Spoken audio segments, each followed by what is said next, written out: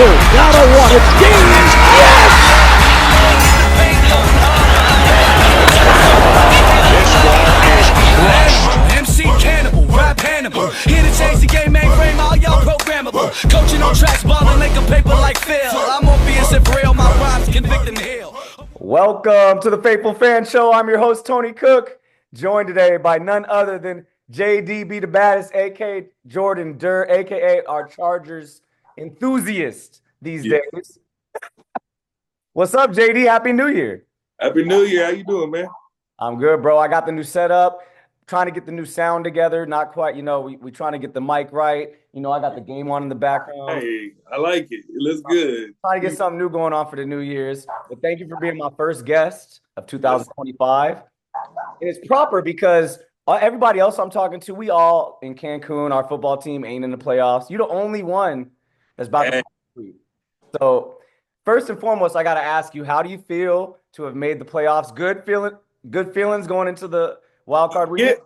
Do you remember the last two episodes I was on? We had winning records, and I didn't want to get too ahead of myself. I'm like, I don't want to get too excited because I've been here before where we, do a little good and then we just have a full collapse. And we had a couple tough games in the middle, but to see them pull it out like this towards the end, I'm like, I don't know. This team might be built to win as long.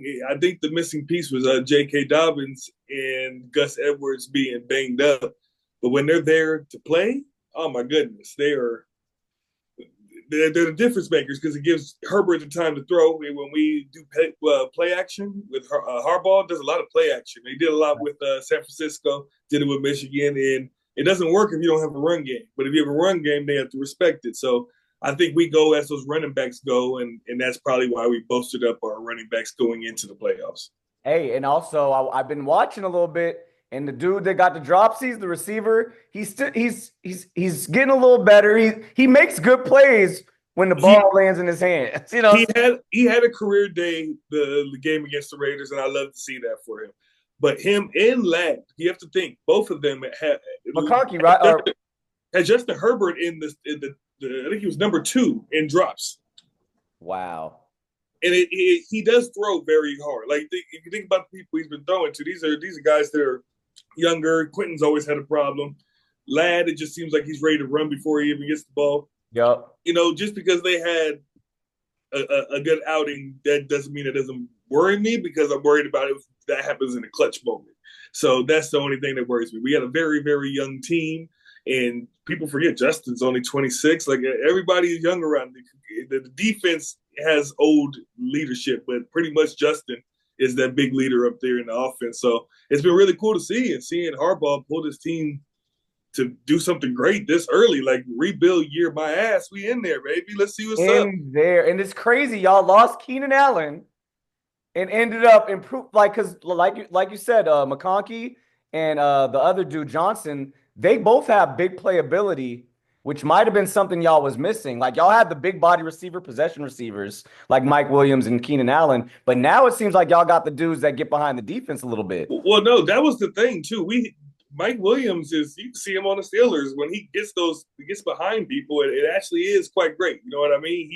He's what he's advertised to be. And then Keenan Allen could go off at any time. He had a couple 100-yard games and he reminded people who he was in Chicago. You know what I mean? So to see Ladd McConkey replace that production stride for stride with one of the best seasons that Keenan's had was impressive as a rookie because he just broke Keenan's record for rookie receptions. I didn't even know that. I didn't even know that. That's big. So Ladd's coming in hotter than Keenan came in. You know what I mean? And looking at I told you I want to get Keenan back.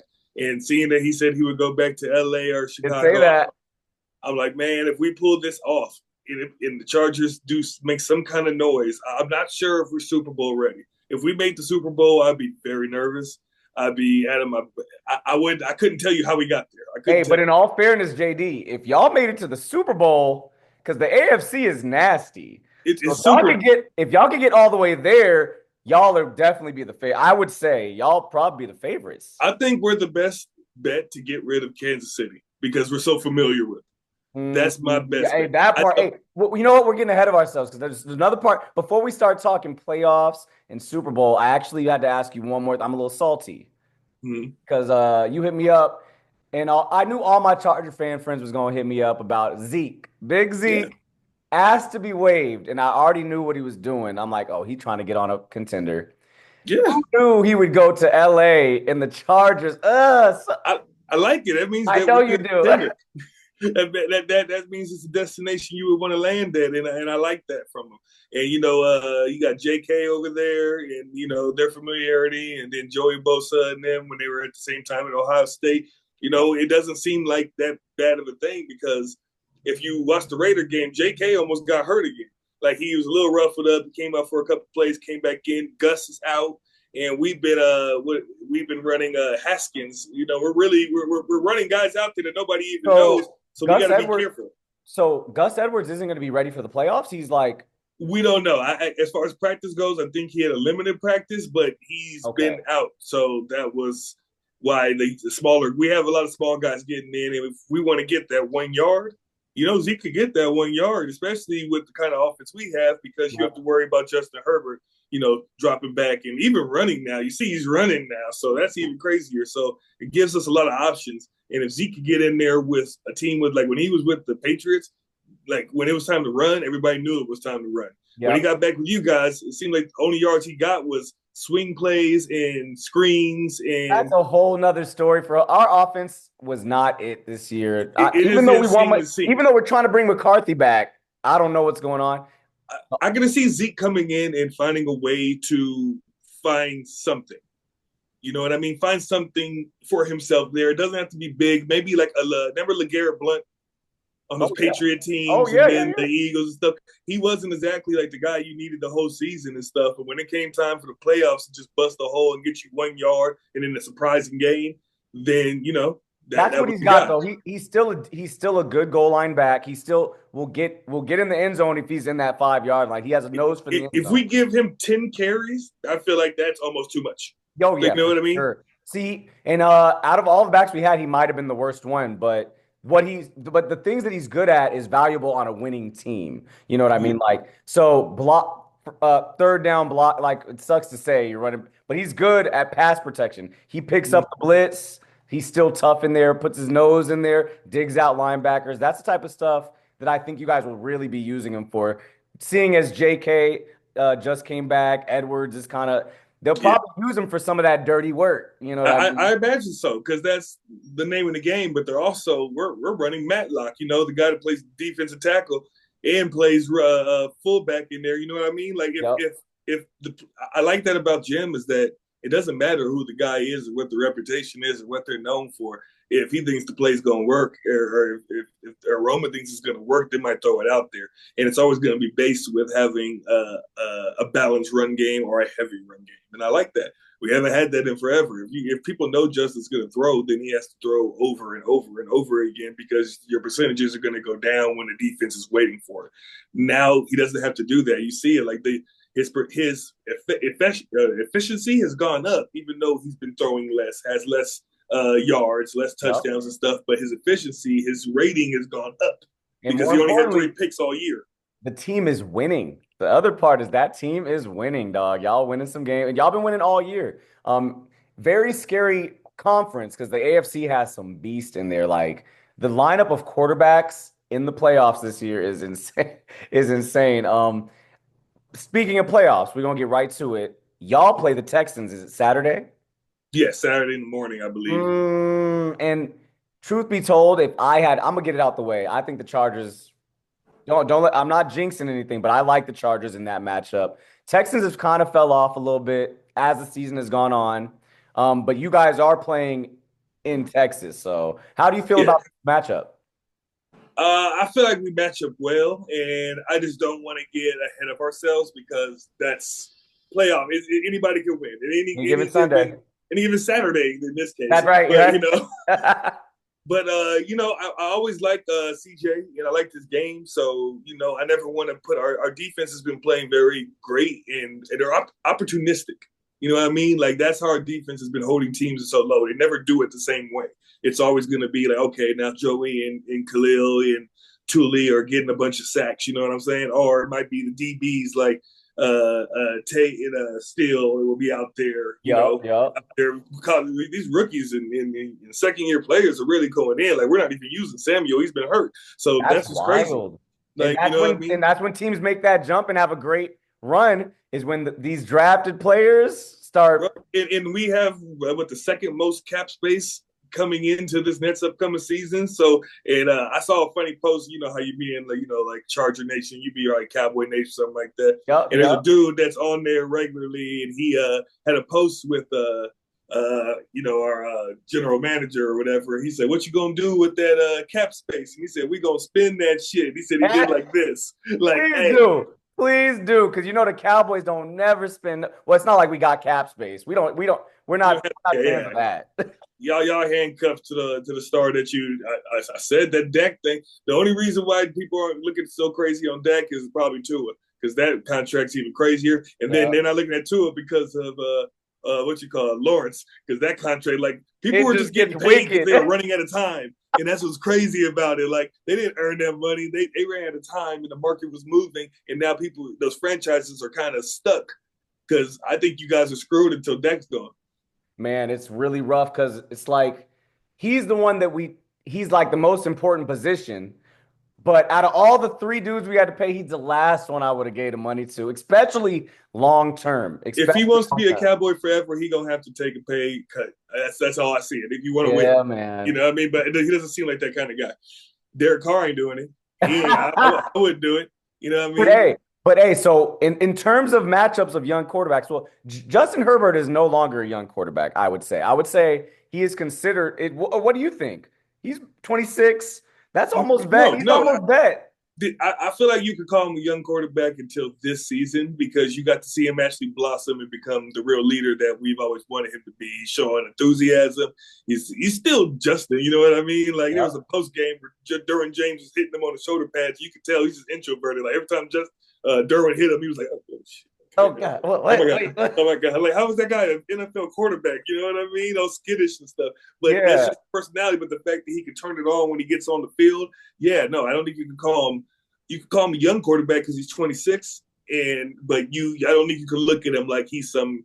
The expectations are there now, and I think they deserve to be there. You know what I mean? Because up until now, he's had all the stats, but now the team's being built around him the way it's supposed to be built without Stanley ruining it and having him going for it on 4th and 28. He ruined it. It's so nice to have a Harbaugh. It's so nice to have a Harbaugh, isn't it? Like, wow. You saw what Stanley did to the 49ers. I'm like, why is Bosa dropping in coverage? I had to go look at their staff. I said, oh, there it is. Brandon Stanley right there. That's why Bosa's dropping in coverage. Exactly why. Justin Jefferson. That makes no sense. But with Herbert, you said he's blossomed this year. Would you put him, because a lot of people have always put him in that top 5 conversation? No, he always had the skill to do it and the numbers to do it. He just needed to get the wins to go with it.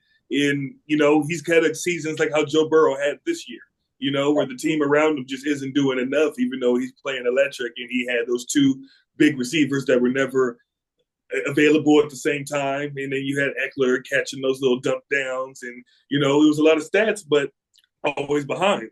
Yeah, I like the way that this team is playing. I think sometimes they get a little complacent, a little conservative. I'd rather us be down early, honestly. Like with the Raiders, we were down early, and then they let Justin loose, and then the offense starts getting and rolling because they already started passing. So basically, you're saying this Saturday you guys are going to defer against the against the Texans. I'm saying that if we start to get going on the offense, I don't think we should just be running it 3 times and then go, oh, so we didn't make it. I think we should put the foot on their neck if we get them in a position to put them down. I don't think we should come back up because starting a game out going, we do that. 2 field goals, 3 field goals to start the first couple of scores. And then they start scoring later in the game to come back. And we're like, why didn't you just do that earlier? It's like watching LeBron take over a game. I'm like, why didn't you just do that earlier? Yeah, step on the gas from the beginning. So with that being said, I'm going to throw it right out there. We got a score prediction for Saturday. It's Justin Herbert versus CJ Stroud. Good matchup. Good. It's going to be an exciting game. That's probably out of the wild card games. That's probably the most evenly matched. It would be. I'm going to say 28-13 Chargers. Oh, we like it. I think they're going to score once. 2 possession. No, because the Chargers have held their average of this whole entire year the lowest amounts of points allowed. They're number one, and the average is 17. And I feel like the Texans are playing kind of limping into the playoffs, so expecting them to hit the average of what the average opponent does against us isn't out of bounds. And I feel like the way the offense is cooking right now, and the way that the Texans, the only thing they really have going for them is their defensive pass rush, and we have the offensive line to handle that now. Like I love Alt. I love Slater as long as he's playing. Slater was hurt, but he was back in practice today, so that's good. But yeah, I like the way this is going right now, man. I really have no complaints. I'm just want to see. I'm worried about the play calling, but I have to trust because the process has been working. It's been working, and like you said, the formula of solid defense. It looks like Khalil Mack and Joey are both full. Like this is the most healthy they've been in a season. I want to say together. Yeah. With People give Joey James. crap because he hasn't had the stats that he usually has, but I'm like, part of that is why the other guys are getting free. We got like Puna Ford in the middle that's becoming a star this year because of the pressure that Khalil and Joey put on the side. Thule has gotten pretty much all the stuff that I like Thule. He's such a good, you got to get them Samoans on your team, man. They're going to carry you to the next level. You're going to do it. And he is just a beast out there on the outside linebacker. So, they let the young guys. They got that extra strumpf. People are getting mad at them being. I said they restructured. They took a pay cut, and now they're making room so that the young guys can get off. I can't be mad at it. I like it. You know what I mean? Yeah. So if we got the rookies and the young guy like Henley coming in, second-year player, got the most tackles on the team, didn't even start me. I think he started like 2 games last year, but he's the full-time starter and a tackle leader. That's what he got that crazy pick last week. Like it's guys that if we bring them to your house, you're not going to know these names. We know these names because we've been watching them all year, but the average other fan isn't going to know who these people are. And what's crazy though, JD, what's crazy is what you guys have done in the past couple of years drafting is the complete opposite of what the Cowboys have done. Like both of our first round draft picks for the past 2 years are the lowest graded players on our team this year. We drafted a D tackle, Mozzie Smith, last year, and we drafted an offensive left tackle this year. They were both the lowest graded players on our. That is not performing. No. That's not good at the time. Premium spots in the draft. And it sounds like you guys all the way through like round 4 are getting contributors year 1 and year 2 players. Well, it seemed like there was a definite game plan of how they wanted to build this roster and what they have as far as a vision of what they wanted to be at the crescendo, at the peak of the mountain. Yep. So they started building that immediately with the pick of Joe Hall. We could have got Neighbors, but if you look at it, Neighbors had 9 touchdowns? Ladd had 9 touchdowns. Yeah. And we got him in the second round. So, value for your pick. And then we smart. got Steele, the running back, the quarterback Steele, and then we got Henley the year before.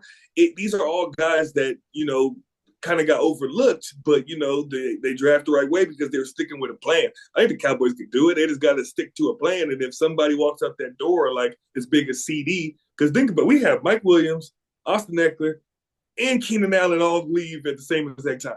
Yeah. And we're looking like we ain't going to have an offense. So the first couple of weeks, it felt like that. But once these young guys started getting used to the speed of the NFL, it got dangerous. Labaconte out there looking like he reminds me of Steve Smith.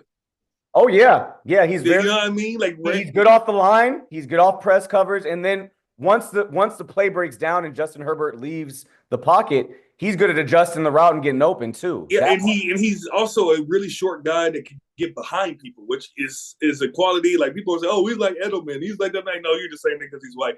He can get behind the defense just as well, and that's the kind of game he plays. He doesn't know how tall he is. He doesn't care. And the way Justin Herbert throws it, it doesn't. He's had a couple fly over the top of his head, but he gets to the spot, and the more they've been around each other, it seems that it's growing. The passing game is clicking at the right time. Exactly.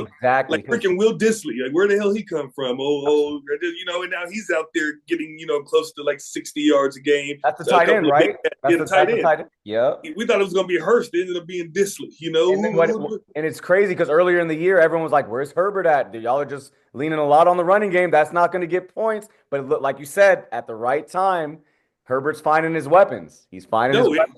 And the running game had to work for that to work too. Yep. So, I realized that's how we're going to live and die with the running game. We're going to live and die with it. And even if we're losing, we're going to run the ball because it sets up everything we want to do. And I love it because it's the kind of game where the team can know what you're going to do. But if they can't stop it, in a way that's structural, if they're not being coached right, if they're not in the right spot, we'll get it. You know, we're just going to take what's there. And I hate, look at me over here. I'm sounding like a Chargers fan. I got to slow it down. Hold on. Hey, you can come on over. Half the people in LA that started rooting for him this year didn't even root for him when we got there. It's okay. You're closer anyways. Go ahead, bro. You could get you 2 teams. We'll exactly. You're right.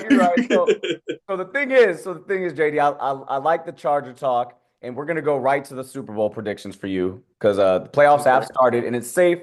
We're far enough along to make some predictions. Who do you have going to the Super Bowl out of the AFC and the NFC? And we don't have to do winners yet, but who do you have going? I have the Detroit Lions versus the Buffalo Bills. Oh, okay. Objective perspective. I like it. Listen, the Buffalo Bills will have to beat the Los Angeles Chargers to get in because the Chargers would have taken out the Chiefs. Oh, so this is I believe that we are not good enough to win a Super Bowl, but I believe we can play the ultimate spoiler. Really? This is the weakest the Chiefs have looked. This is the best that we've looked out of nowhere. The way we play is built to beat them, and we are a dunked field goal away from beating those fools close to the end of the year. And we are playing.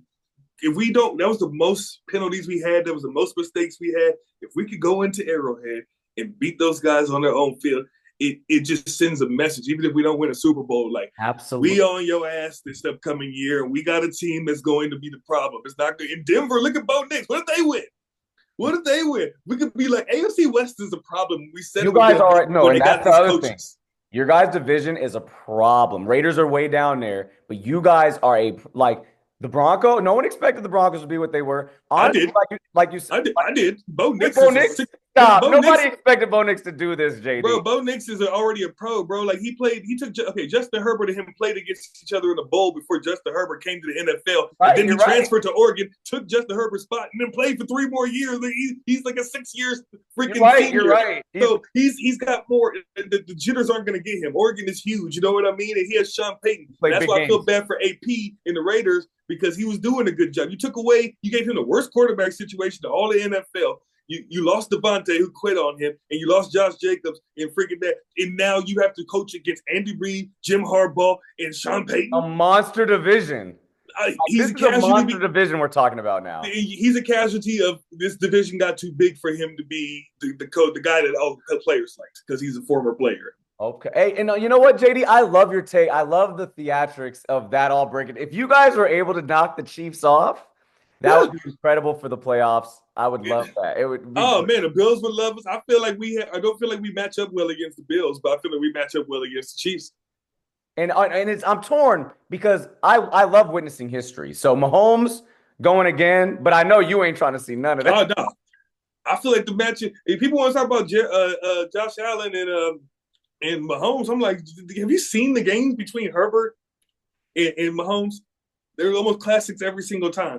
And you guys in the brackets, the way it works out, it would be that you guys would get them before. Okay. Unless Pittsburgh won, because they're the lower seed. Because then they would go to Kansas City, and then we would go to and Pittsburgh Buffalo. Playing Baltimore. So if Baltimore totally shits the bed, then that will be a scenario. This could be interesting. The AFC is gonna. I don't know.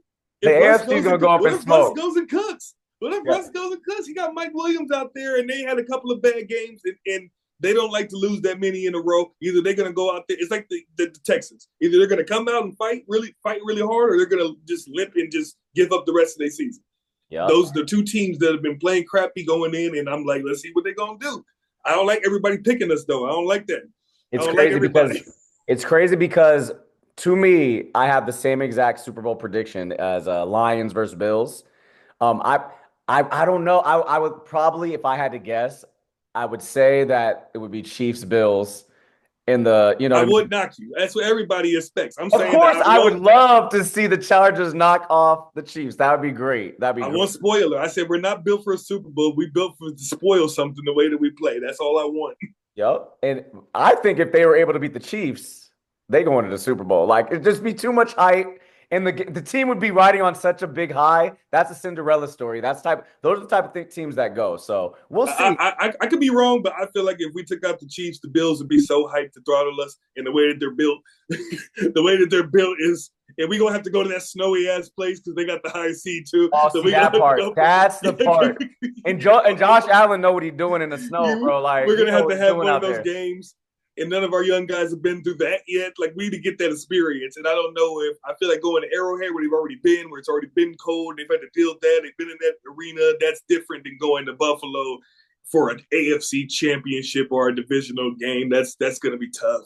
That's going to be tough. I hear that. That would be tough. I wasn't thinking about the whole going to play in Buffalo. That's because you knock the Chiefs off, that's the number one seed again, and they get all the home games after that. So I've been going through these scenarios, bro. I got you. Yeah, you're ready. Hey, you're locked in. That's why I had to talk to you, JD. Before we get out of here, I'd love talking Charger talk with you, NFL. The playoffs is here. So we did that. Before we get out of here, though, you are also my combat sports insider, and there's a big fight that I think is underway boxing wise. Canelo is supposed to be fighting Crawford, and I think I heard that, but I really got to see something official. That's what I'm saying. With boxing is so freaking cryptic, man. You kind of got to wait until you see them dudes on the stage, and even then, it might. So I'm not even gonna ask for predictions on that. I'm not gonna ask your predictions on that. But is there anything UFC wise coming up? What'd you say, Crawford? Ooh, I don't know, man. I don't know. After what Crawford did to Errol Spence, I'm like, that boy. I don't know. I don't know if I can put money on. I don't think he would let Canelo get away. I think he would bully him, and Canelo would have to knock him out. Yeah. I feel like Canelo knockout, if it goes decision, Crawford, because he's going to get more confident as the fight goes on. The more longer that he's there, it's going to be worse for Canelo, because you saw what happened with Bivol, that's what his name was? Yeah, Bivol. Like once he realized, I'm bigger than him, it was just Canelo can't hurt me, so I don't have to run away. I don't have to worry about his moves. Yeah. If the bully Crawford gets in there and gets through like 3 rounds and he's fine, took a hard shot and he's still there. That's why I don't want to put money against him, because going into the Errol Spence fight, I was like, ooh, Errol Spence is the bigger, harder hitter. If he hits him in the body, it might get weird. We didn't see none of that. So I'm not and that's how I feel the same way Canelo would probably take him out too. Probably get a clean rib shot. Dudes are bullies, and Canelo likes to fight clean. And when he tried to, and he only person he couldn't out clean was Floyd Mayweather. Everybody else falls to his comparison. Crawford isn't gonna fight clean, maybe. He's gonna play bully ball. He's going to try to push you into that corner and forget all the moves you just made. He's just going to try to force you into a corner and then beat the brakes off of you. It doesn't matter if you block it. He punches to not care about your block. He's ridiculous for that size. In that fight, if it gets sanctioned, that'll be one for the books, because the weight class is kind of – Crawford's been working his way up there, but Canelo seemed like a big boy. Like, I would just love to see it. I don't know if he's fast enough to – play with Crawford like that if he makes it up. I think that's the best matchup that boxing could make right now, because they shit the bed with the whole heavyweight thing. They wasted all their momentum when they had it, and I'm happy that the Gypsy King and the Bronze Bomber ran that back so many times, while everybody else in the UK and Anthony Hernandez couldn't stop eating and ruined all those fights, because those fights were set up. We had the perfect foursome to come up, and then Usyk just came in and said, "Y'all ain't serious." Crazy. Y'all ain't serious. That boy is a dog. He's my favorite now. Ukrainians, bro. He's my favorite now. The way that he came in and just wrecked everything. He saw the table beautifully set for these heavyweight legendary fights, and he said, "Me with the weird ass mustache, that's me. I'm gonna." Yeah, bro, and it's like not even sellable. Like, even when he wins, it don't even look pretty. It just look dirty and nasty. It is. It is. I love it. He's won me over. I can't bet against him. If he's fighting, just know that I put money on him. It's just what it is now. I'm not going against him ever again. Yeah, because he was bouncing Tyson Fury's head all over the canvas. At least the second time, Tyson being in more shape just made it look worse, because it just showed that he could chase him down too. Because when the hits start coming and Tyson starts moving, it looks cool unless he's getting hit. And then he starts hit, it looks horrible. That tall ass starts leaning around. Yeah, it don't move the same way. It don't wobble and wibble the same way, baby. And he's getting hit. It slows down a little bit. And Usyk, Jesus, he's just on him. It's on him, and I loved it. So that was like, that's one of those ones where you realize during the fight, like, is this my new favorite fighter? There ain't no one that can really touch it. And Tyson Fury probably need to hang it up. But I think fighting Wilder for them 3 fights Both of them. extended his career a little bit. He's probably about done. I think it though. ruined his career because he took those shots. It ruined Wilder's career. Oh, you're right. It could have took a lot out of him. I think it took all the chin out of both of those guys. Because they were just punching each other, dog. They beat the shit out of each other with the worst form, the worst technique, falling on the canvas, the hardest ways, and then they go back and fight technical guys again, and they can't catch back up because they was just out there fighting for their lives. It was caveman shit. That is so real, dog. They're so tall. But JD, I love that we got some boxing talking off. Is there anything UFC-wise, big events coming up this weekend? What's going down?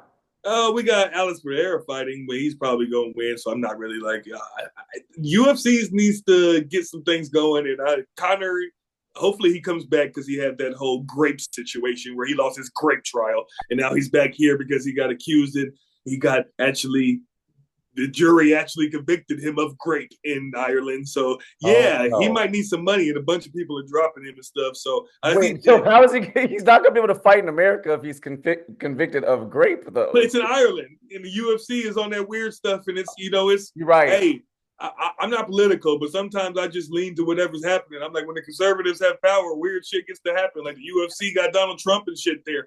They're not going to tell him he can't fight. Donald Trump's going to be like, yeah, him and John Jones. Everyone that got that slap get up in there. Hey, bro, we going to get this video flagged. We keep going, dog. Hey, but JD, I appreciate you for joining. I'm excited for Wild Card Weekend. Let's go Chargers, right? Let's go Chargers. You for us too, man, because that's what y'all almost had. You had it there, but you gave Dak that contract. Hey, I'm salty. I'll see y'all next year. We'll be all right. No, actually, do we play y'all? We do play y'all next year, I think. Wait. I think it's in Dallas, though. It is. Damn. I might still go, bro. Hey, but anything to say to the fans before we get out of here? Appreciate you, JD. Go Bolts. That's it. Let's get it. Go Bolts. Hey, fans, until next time on the Faithful Fan Show. Dun, dun, dun, dun, dun, dun, dun, dun, dun. Rookie in the paint, going hard with the venom. Shot so much, man, I think I need a leg. Rookie in the paint, going hard with the venom. Shot so much, man, I think I need a leg. Animal, MC Cannibal, rap Hannibal. Here to change the game, mainframe, all y'all programmable. Coaching on tracks, balling like a paper like Phil. I'm obvious and real, my rhymes convict and heal. A world blind, my lines a red pill, real. Ball like I've been here, rookie in his prime. Focus like Jordan the second time. Kobe in playoff times, you know believe when I drop. Call for it, Kalinko in the Blizo spit. Auto like free throws by Ito. Jerk the loose stroke magic. Rhymes over all y'all like Dirk for two. Rookie in the game, insane, coming for you. GGB